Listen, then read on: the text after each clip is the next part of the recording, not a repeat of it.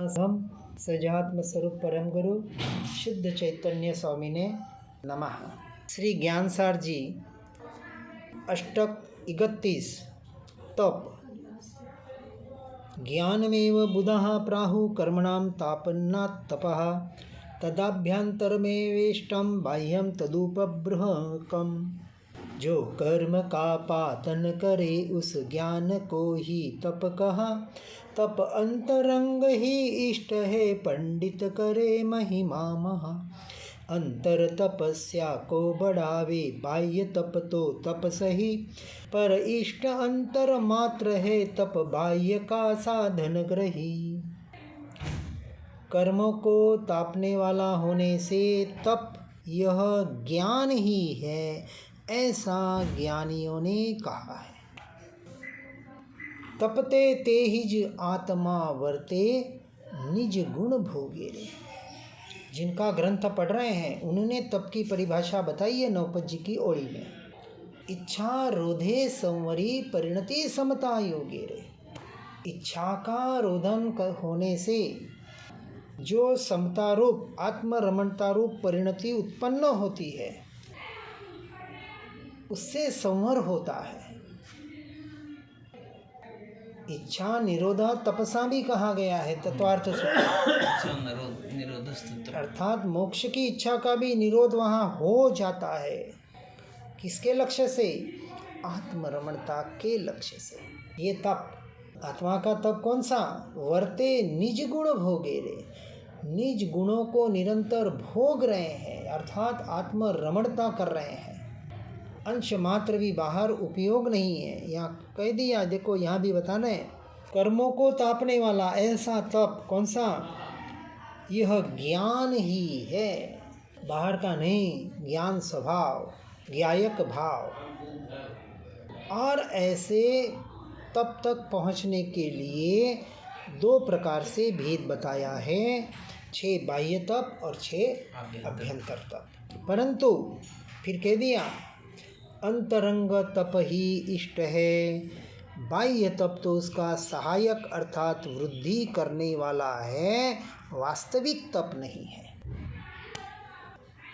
जो 6 बाह्य तप हमने देखे, अनशन, उणोदरी, वृत्ति संक्षेप, रसत्याग, कायक्लेश और संलीनता, ये मन वचन काया पर आश्रित है। और अभ्यंतर तप अंतर रमणता करने वाले हैं। बाह्य तप साधन है, साध्य अंतर तप है। और ऐसा जिसका लक्ष्य नहीं है वो जीव मिथ्यात्व का पोषण करके धर्म के नाम पर भी भटकने वाला है। गाथा दूसरी।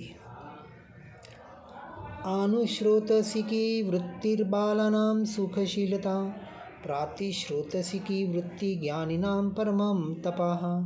जो लोक धारा का करे अनुसरण वे अनजान है, सुखशील में डूबा रहे अज्ञान पूरित गान है।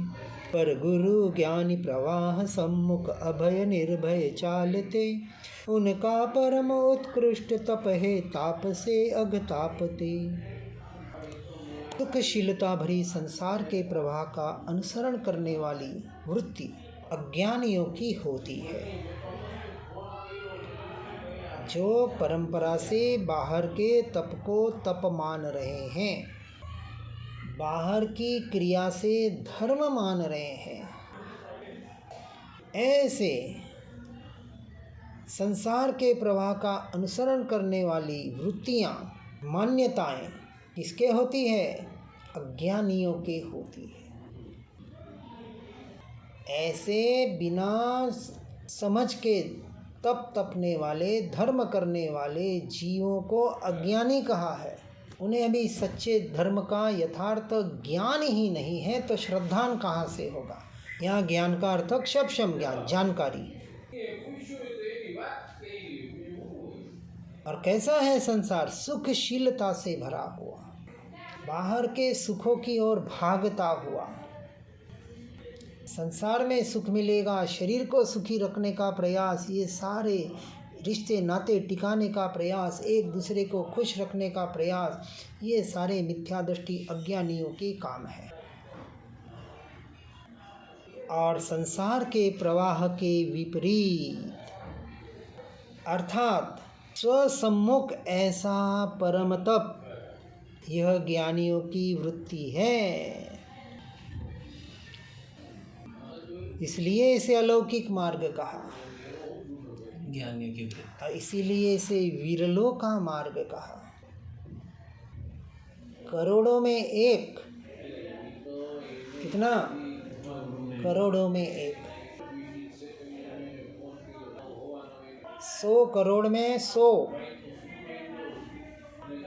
करोड़ यानी 1 अरब। और आज अब इस विश्व की संख्या 7.5 अरब कही जाती है, तो 7.5 अरब में कितने? 750। इतने भी सम्यक दृष्टि मिलना मुश्किल है। यूँ कह सकते हैं कि सम्यक तो सन्मुख और सम्यक दृष्टि, सच्चे परमार्थी, जिन्हें परद्रव्य प्रभावों से 100% में मेरापना जिनका निकल चुका है 100%, और जो 100% अपनी आत्मरमणता को ही धर्म मान रहे हैं। भले आत्मरमणता नहीं है, पर श्रद्धान पक्का हो गया, यही धर्म है, इतना ही धर्म है, इसके अलावा कोई धर्म नहीं। इतना श्रद्धान की कुछ भी हो जाए, कोई कुछ भी लालच दे दे, कैसे भी आपत्ति आए, अपनी श्रद्धा से न डिगे। ऐसा परम तप ज्ञानियों की वृत्ति है। पर से विमुख और स्व के सम्मुख। मूल्य मार्ग सुनिए जिन कार्य, करी वृत्ति अखंड सन्मुख। क्या कहा? खंडित नहीं, अखंड। अंश मात्र भी कहीं खंडित ना हो, ये श्रद्धा। अंश मात्र भी हो, 99% भी नहीं चलता है, या 99.99 भी नहीं चलता है, खरा है, शुद्ध। इसलिए का सम्यक दर्शन या तो होता है या नहीं होता है, बात खत्म। चारित्र चलेगा 5%, 10%, 25%, 40%, 80%। और चारित्र भी भीतर का है, बाहर का नहीं। बाहर का बता रहे हैं, साधन है, उपयोगी है, उसका निषेध नहीं कर रहे हैं, लेकिन बिना सम्यक दर्शन के किसी काम का नहीं है। मोक्ष की अपेक्षा से संसार में ही भटकाने वाला है, बस पाप की अपेक्षा से पुण्य को अच्छा कह दिया, कम से कम नीचे के गति में नहीं ले जाएगा। गाथा तीसरी। धनार्थिनां यथा नास्ति शीततापादि दुस्सहं, तथा भव विरक्तानां तत्वज्ञानार्थिनामपि। इस जगत में धन प्राप्ति के पीछे मनुज जो दौड़ते, नहीं ताप की नहीं शीत की परवाह हृदय में धारते।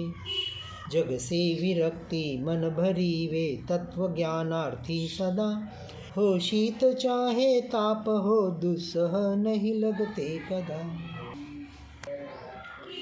जिस प्रकार धन के अभिलाषी के लिए सर्दी, गर्मी, भूख आदि के कष्ट दुस्सह नहीं होते,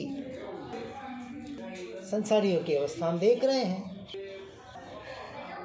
आज विचार करें, कोई विद्यार्थी हो, गोल्ड मेडलिस्ट हो जाए, अब उसे आगे की उत्कृष्ट किसी कॉलेज में कोई डिग्री लेनी है तो क्या करेगा? क्योंकि बड़ी बड़ी डिग्रियां तो बड़े बड़े शहरों में कॉलेजेस होते हैं, हाँ, तो महानगरों में जाना पड़ेगा। हो सकता है हाथ से खाना बनाना पड़े, हो सकता है सबके साथ 2-4 बच्चों के साथ रहना पड़े, हो सकता है कभी पैदल पैदल जाना पड़े, हो सकता है। तो ये सारे कष्ट सहन कर रहा है कि नहीं? घर परिवार संसार रिश्तेदार सबसे दूर रह रहा है कि नहीं? कितने साल? 5-5 साल का कोर्स होता है। चलो 12 तक तो गांव में शहर में कहीं कर लिया, सही बात है। और हम में से बहुत जनों ने किया भी होगा। मैं खुद 6 साल गांव से बाहर रहा हूँ पढ़ाई के लिए, क्योंकि हम गांव में थे, वहाँ इंजीनियरिंग था नहीं, तो इंजीनियरिंग करना था तो मुंबई आना पड़ा। पहले तो अपने यही था 10वीं तक, बस बाकी तो कॉलेज के लिए बाहर नहीं था। तो सीधी सी बात है, हमने इस भौतिक साधन सुविधा के लिए, कुछ पाने के लिए, डिग्री पाने के लिए, पैसा पाने के लिए आज कितने लाखों व्यक्ति है जो घर परिवार छोड़कर बाहर रह रहे हैं। कह रहे हैं बाहर रह रहे हैं, विदेशों में रह रहे हैं। विदेशों, बाहर कहीं भी।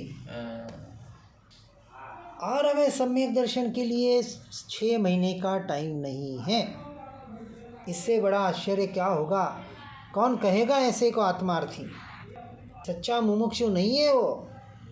अरे 6 महीने छोड़े, लोगों को 6 दिन का टाइम नहीं मिल रहा है। घंटे का नहीं। हाँ, एक दिन हम कह रहे हैं कि अष्टमी चतुर्दशी को कम से कम एक दिन घर गृहस्थी सबको छोड़कर कहीं एकांत में रह के भेद ज्ञान करके अपनी आत्मा में लीनता का प्रयास और पुरुषार्थ करो तो सही। अब जो कर रहे हैं वो धन्यवाद के पात्र हैं। तो जैसा किसी वस्तु का, व्यक्ति का अभिलाषी होते ना ये लवर्स, लैला मजनू आदि, आज कितने घटनाएं घट रही है।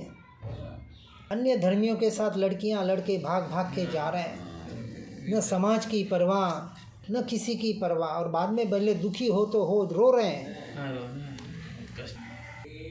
इतना भी पुरुषार्थ हम नहीं कर पा रहे हैं धर्म के लिए। कहाँ धर्म की महिमा आ रही है, कहाँ अपनी आत्मा की महिमा आ रही है। सुनने पढ़ने से आत्मा नहीं मिलता। करोड़ों वर्षों तक सुनते रहें और पढ़ते रहें, काम तो साधना करने से होगा। पर द्रव्य पर भाव से मैं मेरा पना किसी भी तरह से एनी हाउ आप घर से नहीं निकल सकते। कमरे में अपने आप को कैद कर ले, है ताकत? बिल्कुल। 8 दिन ये पर्यूषण आ रहे हैं, जो घर से नहीं निकल पा रहे हैं, 8 दिन कमरे में ऐसे पैक हो जाएं, बस खाना टाइम पे आ जाए और वो तो आपके परिवार वाले दे देंगे। कोई इमरजेंसी ना हो, यानी तबीयत बिगड़ी और डॉक्टर को दिखाना, वो बात अलग है। वैसे दूसरे कोई प्रसंग तो इसमें होते ही नहीं है। पहला नियम करो कि आज के बाद किसी के शादी ब्याह और मौत मरकत में नहीं जाएंगे। क्या होता है? हमारे इसमें तो बहुत जनों ने लिए हैं। हाँ, पाल रहे हैं शादी ब्याह। हाँ बिल्कुल नहीं, किसी के मौत मरकत। होता क्या है? किसके मौत? वो अलकेश भाई तो सगी भाभी की डेथ हुई और वहीं बॉम्बे में ही। ये मैं अपने छोटे बेटे के, सगे बेटे के शादी में नहीं गया था और एक अंश मात्र भी, रत्ती भर भी खेद नहीं है।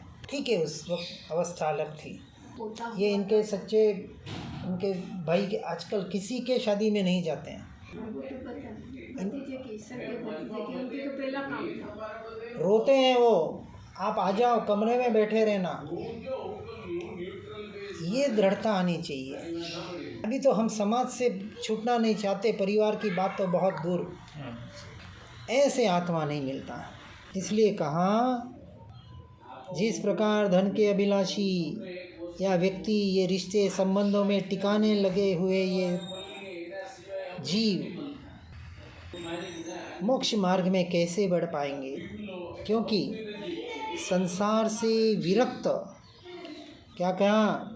संसार से विरक्त तत्व ज्ञान के अभिलाषी, अर्थात नियम से तत्व ज्ञान का अभिलाषी संसार से विरक्त होता है, होना ही चाहिए। तो समझना, हमें अब सच्चे तत्व की प्यास जगी है, अब हमें सच्चे मोक्ष की अभिलाषा हुई है, अन्यथा हम स्वयं से स्वयं को ठग रहे हैं। ऐसे साधकों के लिए भी कोई कष्ट दुस्सह नहीं होता। वो लोक संज्ञा में नहीं रहेगा। ऊपर आई थी लोक संज्ञा वाली का अष्टक।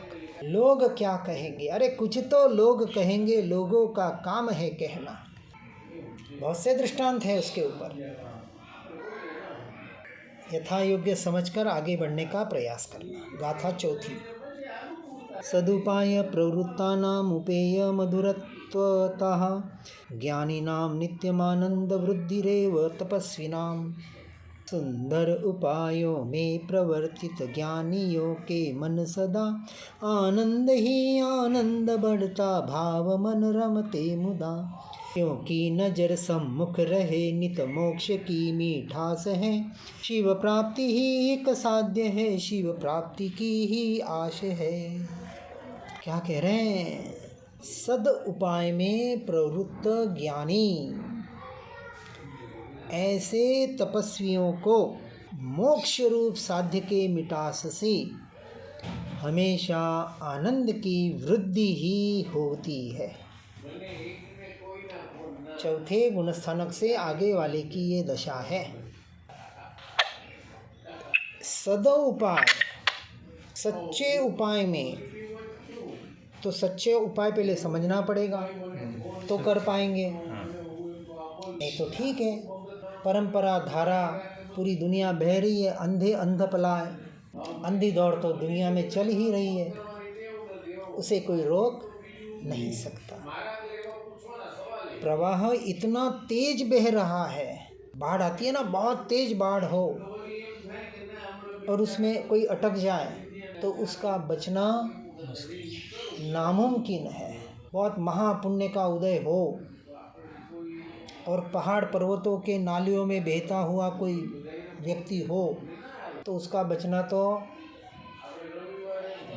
नामुमकिन, मतलब नहीं तो नहीं कह सकते, 99% मुमकिन नहीं है। ऐसा ये संसार का प्रवाह बह रहा है। उल्टा चल रहा है संसार का प्रवाह कैसे बह रहा है? इस प्रवाह में न हम उल्टा चल सकते हैं, पॉसिबल ही नहीं है, इतनी ताकत ही नहीं आप में, इतना वो प्रवाह तेज है। बह के उल्टा चल के कोई दिखा दे अच्छे से अच्छा तैराकी भी, हम उस प्रवाह की बाढ़, इसी बाढ़ बिल्कुल पहाड़ से गिर रही है, बहुत 100 के स्पीड से वो पानी बह रहा है, 100 की स्पीड से गाड़ी है और कोई कह दे कि हम उसके उल्टे चलेंगे, करना तो वही है, नहीं करना है वो, अपना न उसे रोक सकते हैं, उससे बाहर आने का प्रयास कर सकते हैं। व्यक्ति क्या करता है?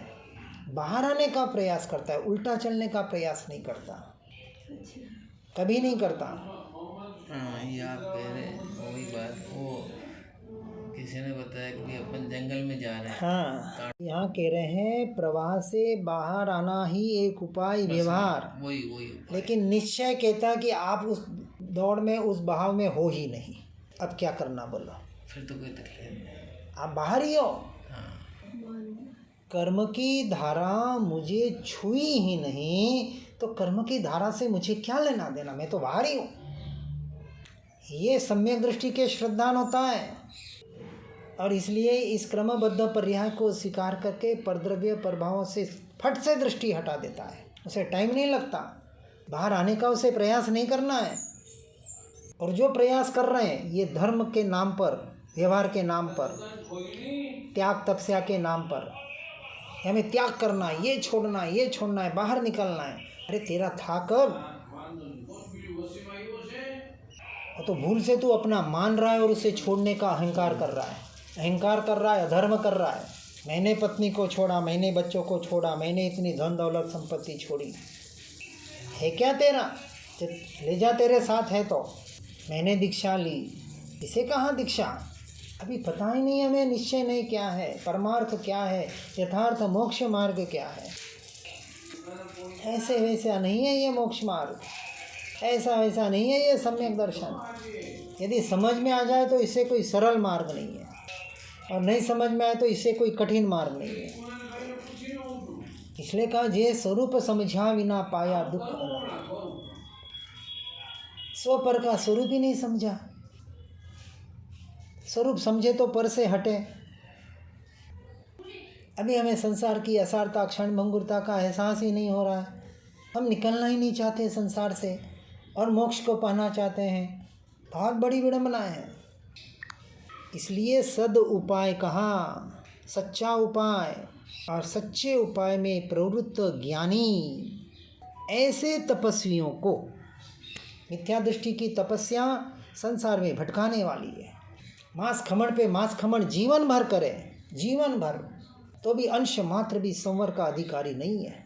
यदि आत्मज्ञान नहीं है तो फिर वापस बार बार जोड़ना।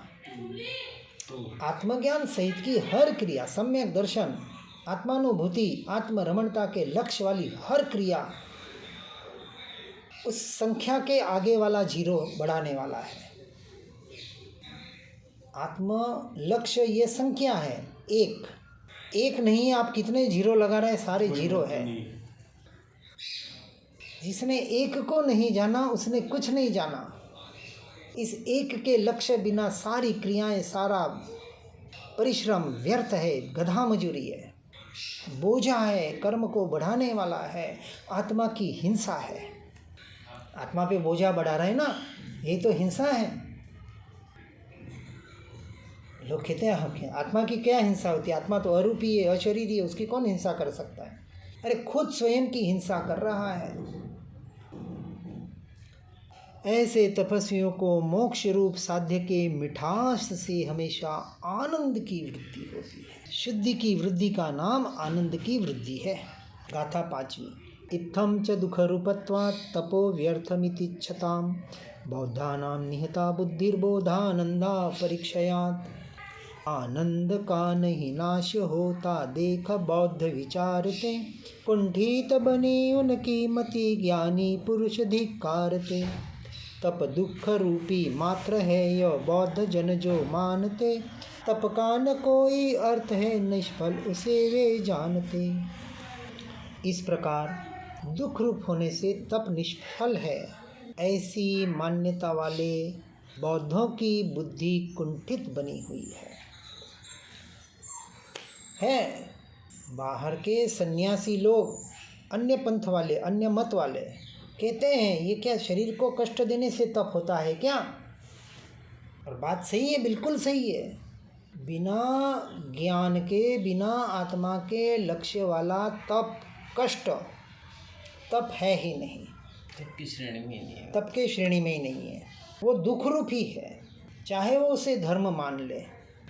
क्योंकि बुद्धि जनित अंतरंग आनंद की धारा कभी खंडित नहीं होती, अर्थात तप में आत्मिक आनंद की धारा अखंडित होती है। ये तप कह रहे हैं। ऐसा तप कितने भी कष्ट आ जाए, परिचय आ जाए, उपसर्ग आ जाए, जो अपनी आनंद आनंद आनंद आनंद आनंद स्वभाव में मग्न है, सुख सुख सुख का जो निरंतर क्या कह रहे हैं, आस्वाद ले रहे हैं, स्वभाव का, आत्मरमणता का, उनके लिए तप सफल है।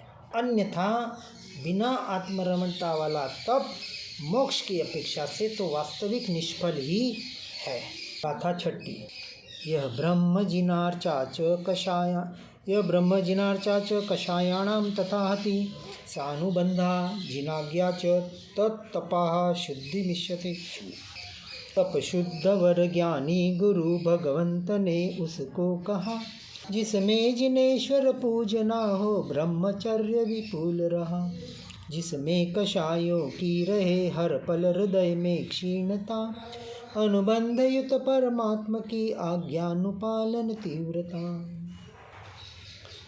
जिसमें ब्रह्मचर्य है, जिन पूजा है, कषायों का क्षय है तथा अनुबंध सहित जिनाज्ञा प्रवर्तमान है, वह तप शुद्ध कहलाता है। हर जगह व्यवहार निश्चय लगाना।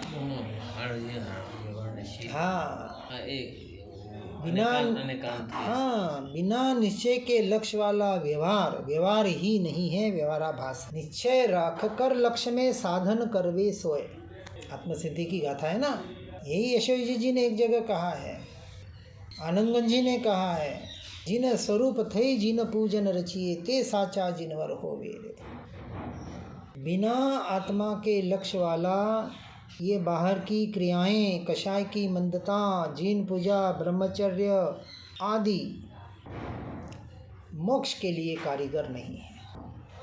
और आत्मा के लक्ष्य वाला अर्थात ब्रह्म स्वरूप आत्मा में चर्या करने रूप बाहर का ब्रह्मचर्य नववाड़ सहित जिन पूजा सो निज पूजा, जिन पद निज पद एकता, निज पूजा से लक्ष्य से की हुई जिन पूजा, आत्म लक्ष्य से हुआ ये कषायों की मंदता, क्योंकि अनंतानुबंधी कषाय पहले जाती है, पर में मैं मेरा अपना, ये अनंतानुबंधी कषाय।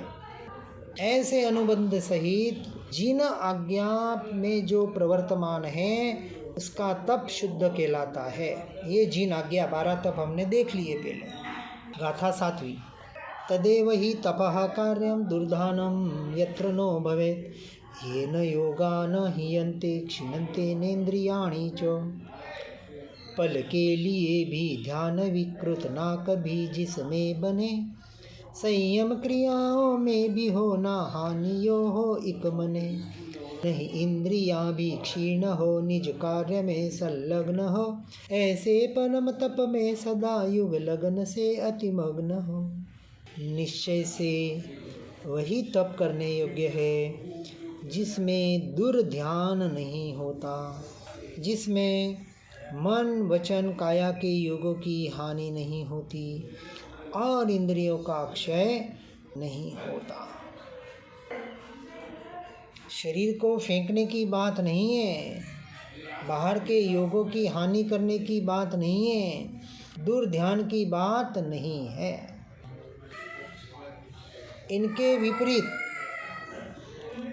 जो चलता है वही सच्चा योगी है।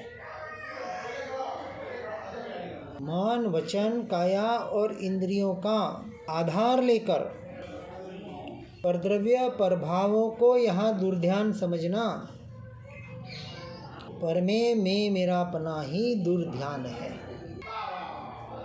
बुरे से बुरे विचार को जीव दुर्ध्यान मानता है, विकार मानता है, लेकिन जैन दर्शन पुण्य को भी विकार कहता है। बिल्कुल यही शब्द यूज किया है, पुण्य को भी विकार कहता है, विकारी भाव। आत्मा का लक्ष्य नहीं, आत्मा की पहचान नहीं, और उसे मास क्षमण करने का भाव आया, विकार आया। तीर्थंकर पद भी तो पुण्य के बिल्कुल है ना। तीर्थंकर पदवी के लिए जो तप कर रहा है, चाहे विषस्थानक 16 करण भावना जो भी हो, वो दुर्ध्यान कर रहा है। पद की प्राप्ति करनी है, उसे कुछ प्राप्त करना है, कुछ चाहिए, इच्छा हो गई ना। और तप को तो इच्छा का रोधन को तप कहाँ है, इच्छा निरोध। तो तप हुआ कैसे? मुझे तीर्थंकर पदवी के लिए ये तप करना है तो उसे कुछ पद के लिए करना है। बहुत सूक्ष्म बात है। इच्छा का निरोध अर्थात 100% इच्छा का निरोध करना नहीं, होना। आत्मा के लक्ष्य से, स्वरूप और स्वभाव की रमणता के लक्ष्य से, ये निश्चय का कथन है। देखो, व्यवहार से बात करें तो उसका लक्ष्य मोक्ष की प्राप्ति है, सिद्ध गति की प्राप्ति है, केवल ज्ञान को पाना है, सम्यक दर्शन को पाना है। कल जैसे बात बताए ना क्रिकेटर की, तो इसका लक्ष्य 1 करोड़ प्राप्त करना है, पर अभी वहाँ लक्ष्य रखेगा तो सेंचुरी नहीं लगा पाएगा। तो अभी लक्ष्य कहाँ करना है, उपयोग कहाँ लगाना है? तो मोक्ष पाना है, बाहर जो भी पाना है एकमात्र आत्मरमणता के आधार पर मिलेगा। तो कंसंट्रेशन कहाँ करना है? आत्मरमणता। इसे कहा इच्छा का निरोध होना। अब उसे किसी की इच्छा नहीं है, उसे पता है आत्मरमणता करूँगा तो मिलेगा ही मिलेगा, तो इच्छा क्यों करना? यदि 100% गारंटी है मिलने की, 100%, 1% भी डाउट नहीं है, क्या इतना श्रद्धान परमात्मा के ऊपर, देवगुरु शास्त्र के ऊपर है हमें? हम बातें करते लेकिन है नहीं है। सही बात। ऐसे श्रद्धान वाले एक पल में, एक क्षण में निकल गए।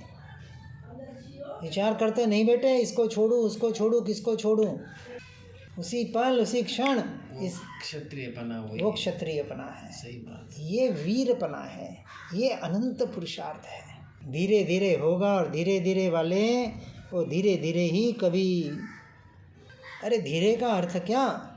क्षमता है और कर नहीं रहे हो, इसे धीरे धीरे थोड़ी कहते हैं, कायरता हो गई। ये कायरता है। चलो अंतिम गाथा 8वीं। मूलोत्तर गुण श्रेणी प्राज्य साम्राज्य सिद्धये, बाह्यामाभ्यंतरम ते चेत्यम तप कुर्याद महामुनिः। निज में रमे जो मूल गुण, उत्तर गुणों की वृद्धि हो, गुण राज्य की सुविशालता की एक मन में सिद्धि हो। इसलिए साधु करे सदा तप बाह्य आभ्यंतर युगल। तप जो करे वो महान है, मिट जाए सारा कर्म मल। मूल गुण और उत्तर गुण की श्रेणी रूप विशाल साम्राज्य की सिद्धि के लिए महामुनि बाह्य और आभ्यंतर तप करें या करते हैं। क्यारे थैशु बाह्यांतर निर्ग्रंथ जो। सर्व संबंध का बंधन तीक्ष्ण छेद कर, विचर शो कब महत पुरुष के पंथ जो। अपूर्व अवसर ऐसा किस दिन आएगा। अरे किस दिन आएगा, वो तो मुनिराज की बात हुई, छठे गुणस्थानक की अपेक्षा से बात हुई।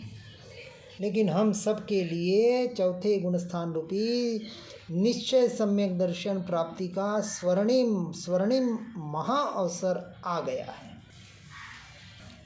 अपूर्व अवसर आ गया है। बिजली के चमकारे में ये मोती पीरे लो। ये मनुष्य का आयुष्य जीवन उस बिजली के चमकार जितना ही है। 100 साल का यदि पूरा भी मिले तो उसमें ये करने जैसा एक ही कार्य है, अन्यथा कोई कार्य करने जैसा नहीं है। इस बात को, ऐसे तप को यथार्थ रूप से निश्चय वाला व्यवहार, निश्चय सहित का व्यवहार, व्यवहार सहित का निश्चय, इस लक्ष्य से जो भी करेंगे जल्द ही इस भव सागर से पार होने का प्रयास कर सकते हैं। हर जीव में पूरी की पूरी क्षमता उतनी ही पड़ी है जितनी परमात्मा में पड़ी थी और जितनी है। उन्होंने अपने उस सामर्थ्य को, अपनी शक्ति को पहचान कर अपनी शक्ति के अनुसार आगे बढ़ने का यथार्थ प्रयास पुरुषार्थ किया। शक्ति को छुपाए बिना ऐसे बाह्य अभ्यंतर तप करते हुए मोक्ष मार्ग में आगे बढ़ने का प्रयास और पुरुषार्थ करें। इसी भावना के साथ ओम नमः सिद्धम।